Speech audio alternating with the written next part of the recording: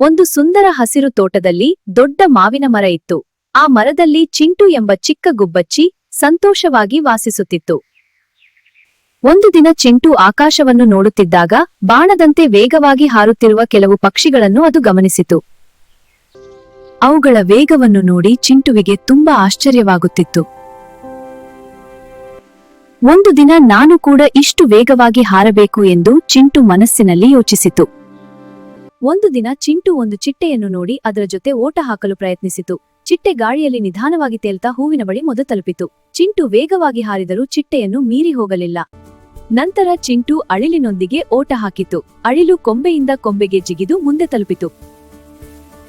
ಕೊನೆಯಲ್ಲಿ ಚಿಂಟು ತನ್ನ ಸ್ನೇಹಿತೆ ರಾಣಿ ಮೊಲದ ಜೊತೆ ಓಟ ಆರಂಭಿಸಿತು. ಮೊಲ ನಿಧಾನವಾಗಿ ಆದ್ರೆ ನಿಲ್ಲದೆ ಮುಂದೆ ಸಾಗುತ್ತಿತ್ತು. ಚಿಂಟು ಬೇಗ ದಣಿದು ಒಂದು ಕೊಂಬೆಯ ಮೇಲೆ ನಿಂತಿತು. ರಾಣಿ ಮೊಲ ನಿಧಾನವಾಗಿ ಆದ್ರೆ ನಿಲ್ಲದೆ ಮುಂದೆ ಸಾಗುತ್ತಾ ಕಲ್ಲಿನ ಬಳಿ ತಲುಪಿತು.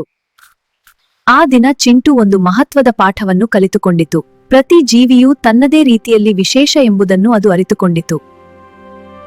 ಆ ದಿನದಿಂದ ಚಿಂಟು ವೇಗವಾಗುವುದನ್ನು ಮಾತ್ರ ಯೋಚಿಸಲಿಲ್ಲ, ಅದು ತನ್ನ ಸ್ನೇಹಿತರಿಗೆ ಸಹಾಯ ಮಾಡುವುದನ್ನೇ ಮುಖ್ಯ ಎಂದು ಕಲಿತುಕೊಂಡಿತು.